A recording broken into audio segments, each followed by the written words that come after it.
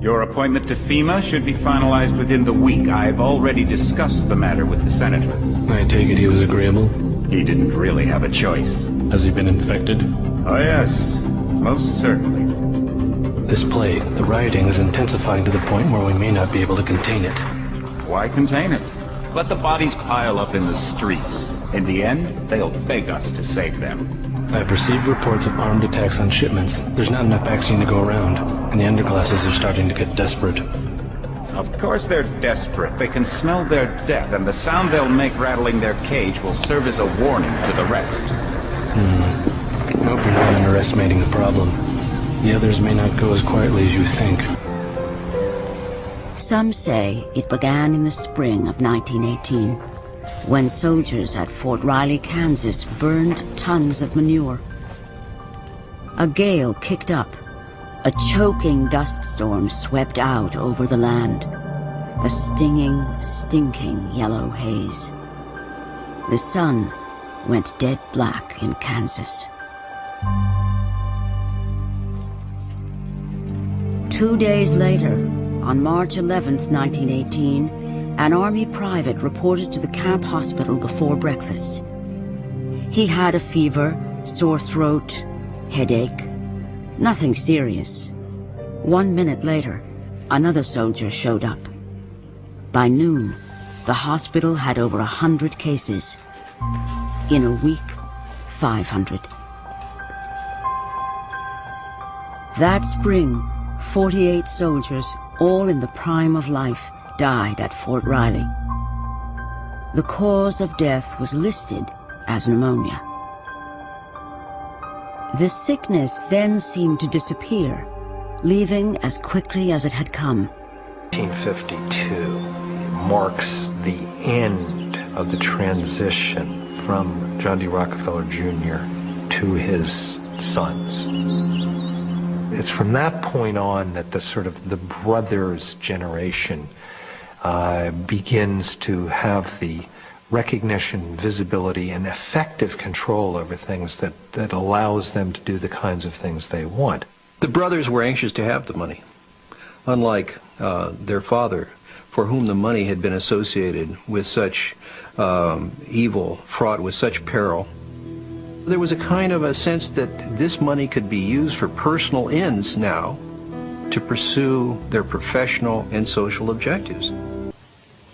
This change to a higher phase of alert is a signal to governments, to ministries of health and other ministries, to the pharmaceutical industry and the business community that certain actions now should be undertaken with increased urgency. I think as Americans, in order to stay alive, in order to preserve our way of life, people are willing to give up and to make sacrifices. Sure. But at the same time, there needs to be an orderly discussion of what the rights are of the American people when this happens. Jeff, the primary thing that we say to anybody is let's cooperate and get this thing over with, and then we'll settle the differences once the crisis is over. Such clergy response teams would walk a tightrope between the needs of the government versus the wishes of the public. Unfortunately. Plus a possibility of martial law, but that's a whole nother conversation. Down the road, not going there. That summer and fall, over 1.5 million Americans crossed the Atlantic for war. But some of those doughboys came from Kansas, and they brought something with them, a tiny, silent companion. Almost immediately, the Kansas sickness resurfaced in Europe. American soldiers got sick. English soldiers, French, German. As it spread, the microbe mutated, day by day, becoming more and more deadly. By the time the silent traveler came back to America, it had become a relentless killer. Influenza viruses are notorious for their rapid mutation and unpredictable behavior. For over a century, the booming science of medicine had gone from one triumph to another. Researchers had developed vaccines for many diseases: smallpox, anthrax, rabies, diphtheria, meningitis. With the great advances in microbiology, we were eliminating mysteries, okay? The mystery of what causes this disease, the mystery of what causes this disease. The optimism of being able to visualize something, all we have to do is just look under the microscope and we'll see the organism and then take an action and see that something die off or be controlled. That leads to the thought of invincibility. It seemed that the masters of medicine could control life and death. John D. III continued to run the family philanthropies, but was emerging from his father's shadow through his work in population control and U.S.-Asia relations.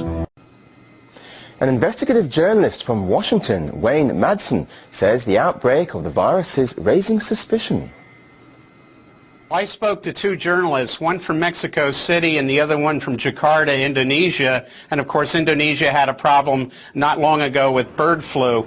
Both these journalists have been in touch with UN and World Health Organization officials, including a scientist who's dealt with Ebola virus and HIV/AIDS in Africa. And it's their conclusion, these scientists who they've spoken to, that this is a very unusual form of flu because it looks like it is a product of some gene splicing. The flu contains elements of bird flu, two forms of human flu, and various forms of swine flu. To them, it doesn't look like this is naturally occurring. The other thing is the target for this flu, as opposed to other flus, it's not the very young and the very old, it's people between the ages of 20 and 45. And the other thing is people are not contracting this from pigs. The National Pork Council here in America says pigs are not being affected. This is human-to-human contact, so people who either eat pork or are exposed to pigs are not getting this flu. Very unusual, and of course the scientists are very alarmed by the way it's being spread and the speed at which it's being spread. Here at Sandringham in Norfolk, the Duke of Edinburgh has managed a 20,000-acre royal estate for more than half a century. It's allowed him to pursue one of his great passions, conservation. No, there's a couple of French partridges these days. These are the sort of things we breed. They're incredibly stupid birds. They will run it, but in front of the car. Yeah. Go on, you silly animal. She got outside with it, mustn't I think probably, we run over. Hopefully we left him or her behind. That was her. Yeah. We've got to stabilize the population. When I was born, there were so what's wrong with the population? I mean, with too many people. That's why we have global warming. We have global warming because too many people are using too much stuff. But if there were less people, they'd be using less stuff. The Duke sought allies of every sort to spread the environmental message. He even lobbied the Pope. But you also had this idea that you brought conservationists and leaders of religions together. Was that much later? Yeah. Much later. And the idea behind that was? It seemed to me that most religions attributed the world to some special creation. And I said, well, look, if you believe that God created the world, you ought to take an interest in its well-being. The recent UN meeting in Cairo is appropriately focused on one of these key issues, population growth. But the controversies which have erupted at the conference illustrate the problem of coming to grips with issues that are deeply divisive and which have a profound moral dimension.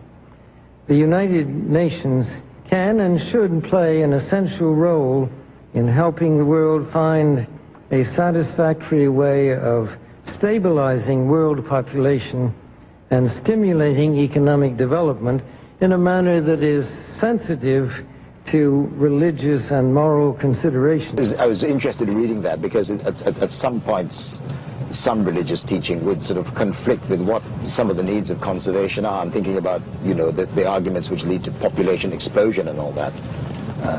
Well, no, the consequences of population explosion is what matters. How did they get around that? Well, we didn't.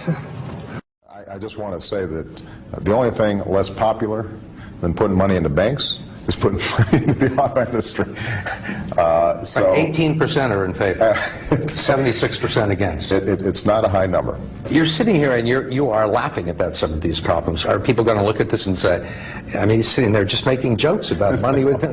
How do you deal with it? I mean, explain your mood and your laughter. Yeah, I mean, there's got to be a punch drunk? No, there's got to be a little gallows humor to get you through the day. We've had to endure much, you and I, but soon there will be order again. A new age. Aquinas spoke of the mythical city on the hill. Soon that city will be a reality, and we will be crowned its kings. Better than kings.